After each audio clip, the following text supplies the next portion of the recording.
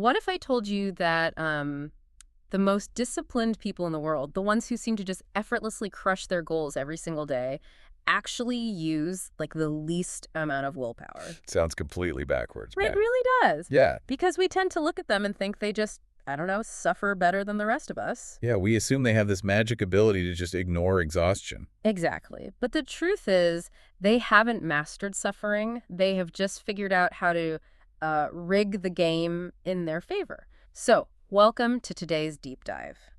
Today, we are exploring the architecture of discipline. And it is a really fascinating topic. It is. And our mission today is to explore simple ways to build this thing, discipline, in your daily life. Because keeping up with daily life can sometimes feel just, well, overwhelming. Oh, totally.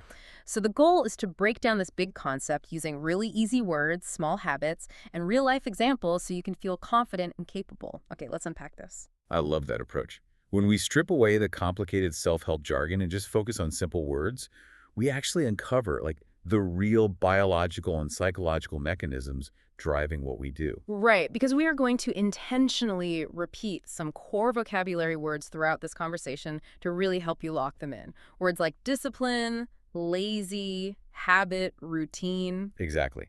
But we aren't just giving dictionary definitions here. We are redefining how you actually experience these concepts every day. So before we can talk about building discipline, we first need to understand what it actually is, right? And we have to clear up a major misconception. A huge misconception. We define the word discipline as doing things even when it is hard, or when you do not feel good. Doing things even when it is hard. Right. It is simply action in the presence of resistance. Yeah. But to really grasp that, we have to look at its opposite. We need to define the word lazy. Oh, that is a loaded word. It is. Yeah. So we define lazy as simply not wanting to work. And here is a crucial fact from the sources that we really need to normalize. Feeling lazy is completely 100% normal. Wait, really? Because, I mean, I want to push back on that just a little bit. Sure, go ahead. Because society absolutely weaponizes the concept of laziness.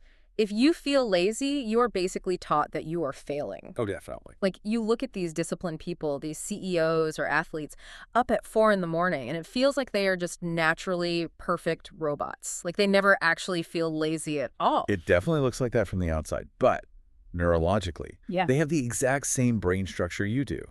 Feeling lazy is not a moral failing. Making mistakes or having days where you do not want to work happens to everyone. So it is just a biological thing. Yeah, exactly.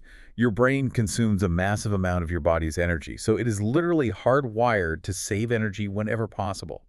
When you look at a hard task and feel lazy, that is just your brain doing its job. That is okay. Wow. Okay. So feeling lazy is normal.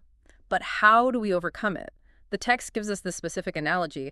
Discipline is like a muscle. When you use it, it becomes stronger. Yes, that is a perfect way to look at it. Because if it is a muscle, that means you don't start out lifting the heaviest weights, right? Right, and that is okay. The goal is never to be perfect. You just try to be better every day. If you have a lazy day, that is just a rest day for the muscle.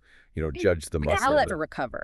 Exactly. Okay, so if discipline is a muscle, how do we exercise it every day without getting completely exhausted? Because, I mean, making hard choices all day long sounds exhausting. It is exhausting. Decision fatigue is very real. And that is why relying only on discipline is a bad idea. We need structure. Which brings us to our next core words, habit and routine. Yes. So we define a habit as something you do again and again, like repeatedly. And a routine is a daily plan made up of those habits. What's fascinating here is that good habits are the secret to staying strong. And just to clarify, strong means not weak, right? Full of Yes. power. Exactly. Full of power. Habits do the heavy lifting, so your discipline muscle doesn't have to work as hard. They operate in the background. That makes a lot of sense. But can we get some real-life examples, like right at home? Oh, absolutely. This starts right in your house with simple daily chores. For example, waking up at the exact same time every day. Oh, that is a tough one for a lot of people. It is. Or maintaining simple household chores, like making your bed the second you wake up, or washing the dishes right after you eat. Every single time. Washing the dishes right after eating. I mean, I have to admit, standing in front of dirty dishes after a long day is exactly when my brain screams at me to be lazy. Right, the resistance is super high. But when you wash them anyway, you are practicing discipline. You are doing something even when it is hard. So discipline isn't just for like school or work. Not at all. It starts right at home with those simple daily chores.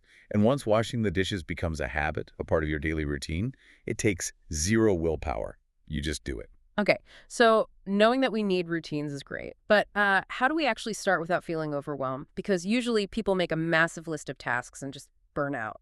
That is the classic trap. To avoid that, we need to introduce our next core words: goal, plan, and focus. Okay, lay them out for us. A goal is something you want to do. For example, learning English. The plan is thinking before you act. The strategy. And focus is giving your full attention to that plan. Here's where it gets really interesting, because the sources have this specific rule about how to make that plan. Yes, the small steps rule. Right. They advise us to make a simple plan and start incredibly small. Very small. You have to set very small goals to build confidence. If your goal is to learn English, do not plan to study for 3 hours a day. Because your brain will just see that and say, nope, too much energy, and you'll feel lazy. Exactly. Instead, the key example from the source is choosing to study for just 10 minutes every day. Just 10 minutes. Just 10 minutes. But you have to give your full focus for those 10 minutes. By giving full focus to just 10 minutes, you can easily succeed. I mean, a 10-minute goal sounds completely doable. It totally removes the fear of starting. That is the magic of it. It really proves that small steps help a lot. If I look at a sink of dishes, I might avoid it all night. But if my plan is, I am just going to wash dishes for 10 minutes, I can do that.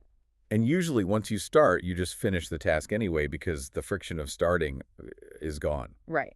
Okay, so we have our small plan, we have our 10-minute goal, but what happens, when the excitement fades? What happens on day 14 when reality sets in? Ah, yes.